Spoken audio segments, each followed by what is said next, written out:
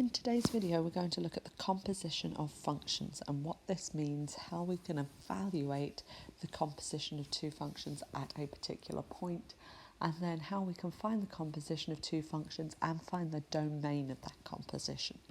So first of all, what does it mean to have the composition of functions? Well, it means that we take two different functions, f and g, and we put them together in such a way such that we evaluate g of x at a particular x value, and then we evaluate f at whatever value we got out from evaluating g of x at that value x. So another way that we tend to say this is f of g of x. Okay, we're evaluating the function f at the value g of x where you've evaluated g at that particular value x. So we're not multiplying here. We're just putting that g of x function inside our f of x function. It's normally written like this or like this. Both of them both say the composition of functions, but it's basically putting that g of x function inside f of x. Okay. First thing we're going to look at is how do we evaluate these functions? And the first way we're going to do this is when we are given a table of values. So let's say that we've been given this table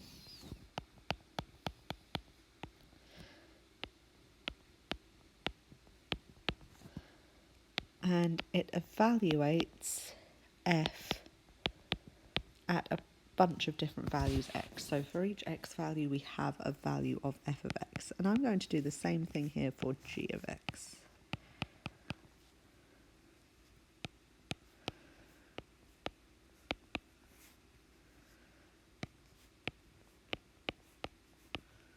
Okay. Let's say that I wanted to find f composed with g at 5. Okay. Another way of writing this is f of g at 5. So the first thing I'm going to do is evaluate g at 5, and g at 5 is just 0. So g of 5 is 0, and then I will evaluate f at 0, so that's 7. So you always work from the inside out. You evaluate g at that number, and then whatever value you get out, you then evaluate f at that outcome value. We'll do the same thing for f composed with g at 7. So again, we can rewrite that as f of g at 7. G at 7, okay, when x is 7, we get g is 4. And then I evaluate f at 4, which is just 15. Okay, so always work from the inside out when you do this. We can do the same thing, not just with the table of values, but actually given formulas for f and g. So this time we're going to say that f of x is going to be 3x squared plus 4, and g of x is 5x minus 1. And this time I want to find f composed with g at 2. Okay, so again we can rewrite that as f of g at 2. So all I'm going to do is first I'm going to evaluate g at the point where x is equal to 2. So if I plug in x is equal to 2 into my formula for g, I would get 9. So I would then get f at 9, and then I evaluate f at 9. And when you do that, by plugging 9 into our formula for f, you should get 247. You can do the same the other way around.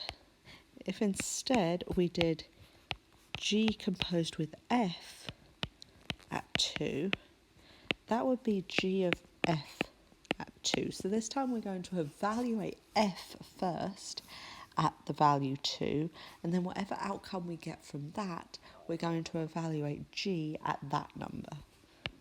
So f at 2, I'm going to plug 2 into my equation for f, and that should give me 16.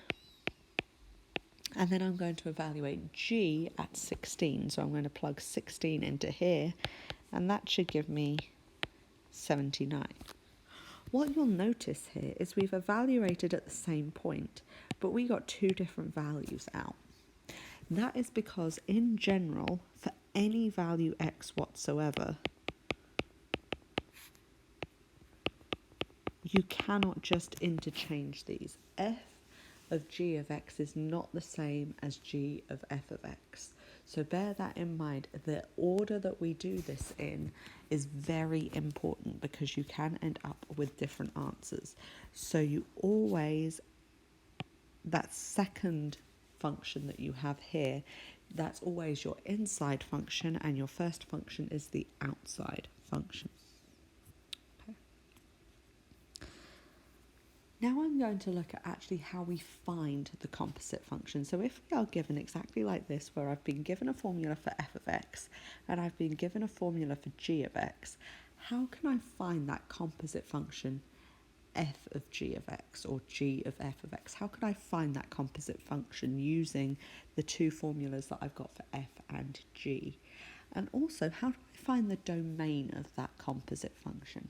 Okay, that's what we're going to look at next. So, finding the actual composite function, okay? If you are told that you have to find the composite function f of g of x, okay, however you want to write this, okay? Let's look at this form of writing the composite function. Okay, we said it was f of g of x. What I'm going to do is everywhere that I see an x in f of x, I'm going to replace it with g of x. You can kind of see here, normally when I write a function, I write it as f of x. But here with the composite function, I've replaced this x with g of x.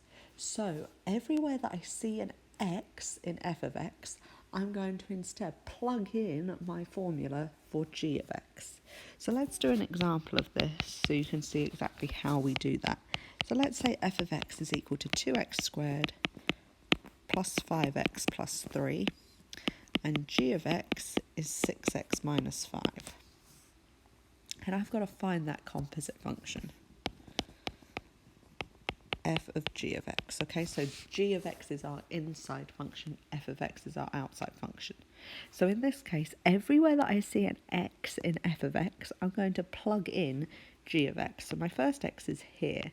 So I'm going to have 2 multiplied by whatever I have for g of x squared plus 5, and then I've got an x here, so I've got to plug in g of x, and then plus 3. So everywhere that I have an x in f of x, I've plugged in my whole function g of x.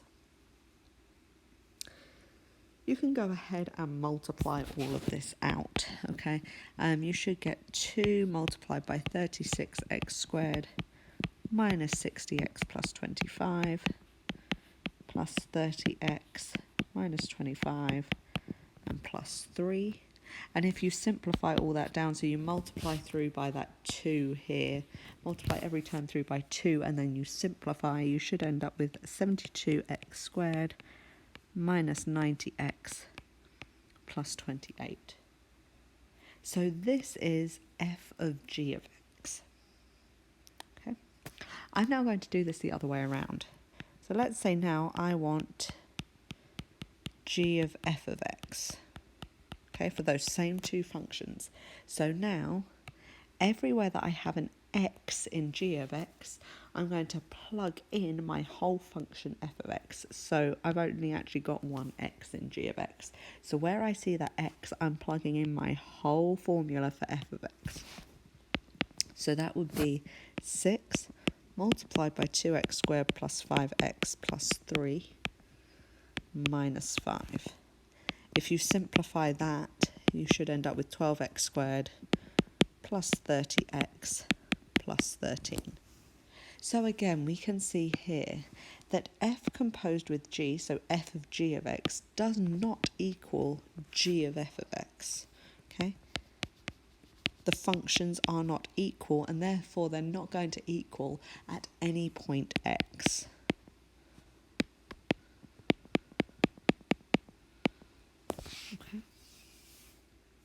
So no matter what point x we actually plug in, we're never going to end up with the same answer because the functions are completely different. The next question is, how do we find the domain of a composite function?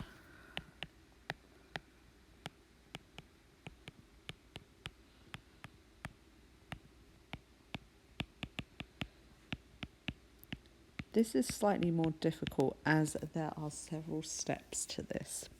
Okay. First thing you're going to do, okay, let's say that I'm going to call this composite function f of g of x. So for everything that I'm going to write here, g is my inside function, f is my outside function. Okay. First thing you're going to do is find the domain of the inner function.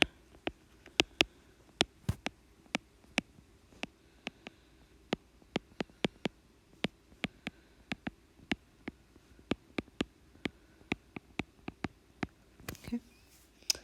Any numbers that aren't in the domain of the inner function aren't in the domain of the composite function. Okay, so any value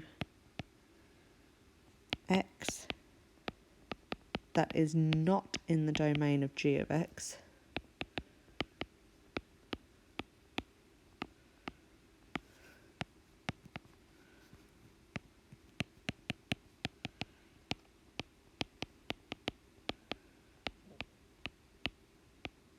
it's not going to be in the domain of the composite function either. Okay, so remember, I'm calling g of x my inner function here. Okay, so any value x for which your g of x is not defined, so any value x that isn't in the domain of g of x, that x value is not going to be in the domain of my composite function. Next thing you're going to do is to find the domain of the outer function f of x.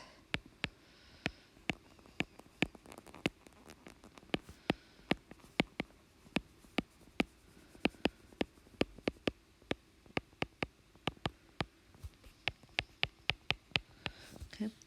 Now it's not going to be as simple as it was with the first step where we can just take those out, those x values out, and those aren't going to be in the domain of the composite function. We actually have an extra step here. You're going to find the domain of that outer function.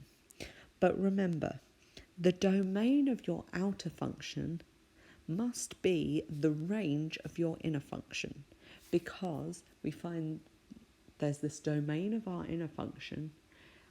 Wherever it is defined, we can evaluate at those numbers, and we are then going to get all of these numbers out of g of x. So those numbers are in the range of g of x. Well, in order for us to complete this composite function and to find a value of f of g of x, we evaluate f at those values that we got out of g of x. So we're evaluating f for those values that are in the range of g of x. So the domain of our outer function must equal the range of our inner function, because we always evaluate f at the values that we get out of g of x.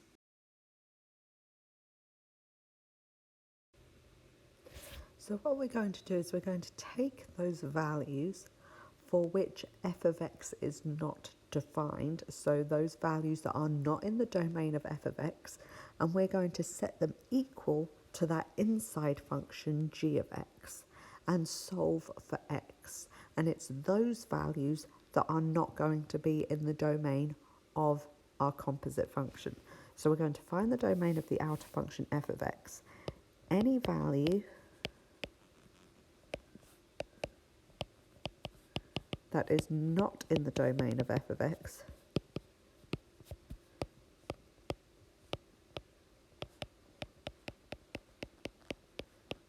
set equal to g of x and solve for x.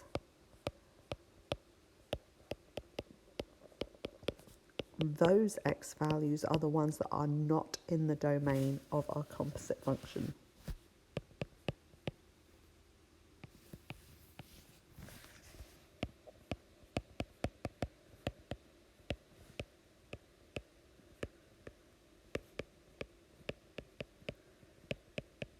Okay, so that's two sets of values that we have to take out of our domain of our composite function already.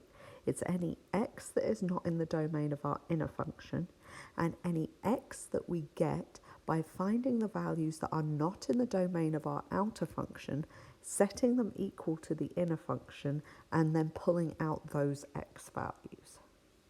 Okay. The final thing that we have to do, and this is more of a check than anything else, is to actually find the composite function.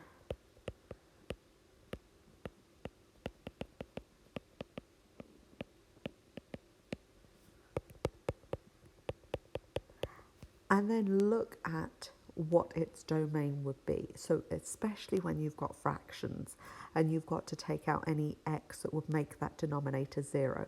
Most of the time you will have already taken that value out from one of our first two steps, but it is a good check at the end to just make sure that you have got all of the values out of the domain that don't belong there.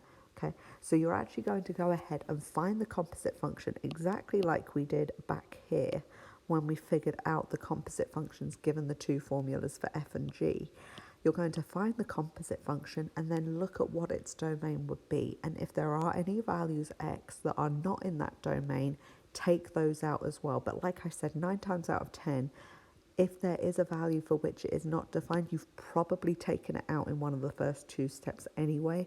It's just a good check at the end.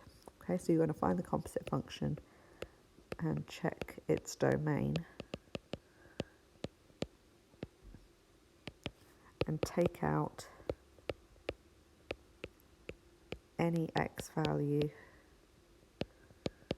for which f of g of x is not defined.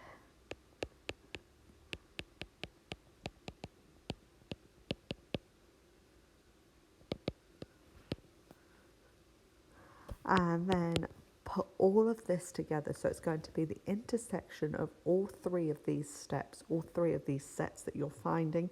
That is going to be the domain of your composite function.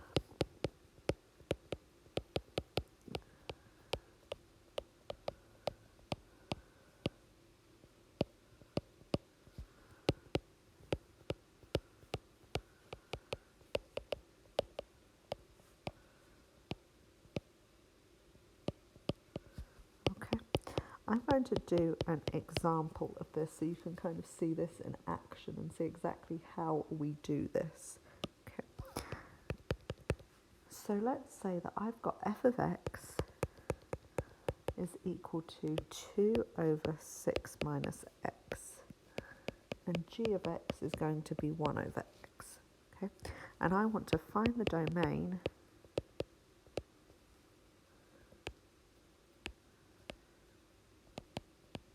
of f of g of x. So again, g of x is my inside function, f of x is my outside function.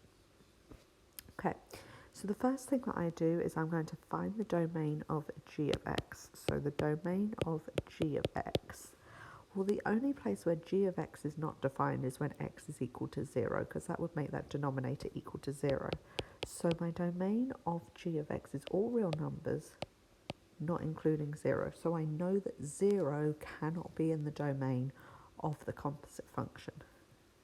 The next thing I do is I find the domain of my outside function, f of x.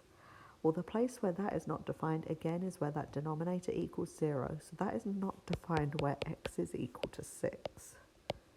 But what I now need to do is take any value for which f of x is not defined, being 6, and set it equal to g of x and solve for x. Okay, this is the value that is not going to be in the domain of my composite function. So I already know I have to take out 0 from the domain of my composite function, and I have to take out 1 over 6. So again, I found the domain of my outside function. I found the values for which it is not defined, and I've set those values equal to g of x and solved for x. And it's those x values that I have to take out of my domain of f of g of x. Okay. My last step is to actually find the composite function and look at its domain. So f of g of x, again, wherever I see an x in f of x, I'm going to plug in g of x. So that's going to give me 2 over 6 minus 1 over x. You have to do some manipulating here, so let me actually rewrite this up here and we can manipulate it and see exactly what this equals and simplify it. I'm going to just focus on my denominator at the moment. I'm going to get a common denominator on this denominator. So I'm going to actually write that as 6x over x minus 1 over x. So I can rewrite that as 2 over 6x minus 1 over x. And then I've got a fraction within a fraction here. So I've got 2 divided by a fraction. So that's the same thing as flipping the fraction and multiplying, which should give me 2x over 6x minus 1. Okay. If I look at the domain of this, my domain of f of g of x, just by looking at this, okay, I know that it cannot be defined at x is 1 over 6. Okay, that would make my denominator equal to 0 when x is 1 over 6. Well, I've actually already taken that value out. I already know about that value. So like I said, 9 times out of 10, when you actually go ahead and look at the function, you probably will have already taken out the value for which it is not defined, but it's a good check at the end just to make sure. So your final domain of this composite function is all real numbers, and then we've got to take out any value for which the inner function was not defined, being 0, and then that value that I found from looking at my outer function and looking at its domain, and then wherever it wasn't defined, setting those values equal to my inside function and solving. So I've got to take out 0 and I've got to take out 1 over 6. And like I said, when we looked at our composite function, we saw that it wasn't defined at 1 over 6. That was a good check at the end. But if you do get any extra values out for which it is not defined, then make sure that you add those into the domain and you take those values out as well as what we've already found. Okay, but that is our final domain. Okay. You can also do this the other way around. So I'm going to stick to the same 2 functions, but now I'm going to look at the domain of g of f of x. So again, I've got f of x is equal to 2 over 6 minus x. And I've got g of x is equal to 1 over x. And this time I'm going to look at the domain of g of f of x. Okay. So what does that look like? First thing I do is I look at the domain of my inside function, which is all real numbers, not including 6. So I know that 6 cannot be in the domain of my composite function, g of f of x. Then I look at the domain of my outside function, which is all real numbers, not including 0. I then take any value for which my outside function is not defined at, and I set it equal to my inside function and find any value x for which that is the case. There is no x value for which 0 equals 2 over 6 minus x. Okay? It just doesn't happen. We actually have a whole number on the top. There are no variables on the top, and if you try and multiply this out, you can't actually solve for x. Okay, you would multiply both sides by 6 minus x and it would actually cancel out because of the 0. So this is actually not possible. So there are no additional x values that we have to take out from looking at the domain of that outside function. Finally, we actually put our function together. So again, this time, anywhere I see an x in g of x, I'm going to plug in f of x, which will give me this, which is actually going to end up flipping that fraction that we have for f of x. Okay. G of f of x, from looking at this, is defined everywhere. Okay, it doesn't matter what x is, this thing is always going to be defined. So the only value that we actually end up taking out is from looking at the domain of that inside function and taking out that value 6. So to put all of this together, in our case here, the domain of g of f of x is all real numbers, and we just take out that 6 because of that inside function.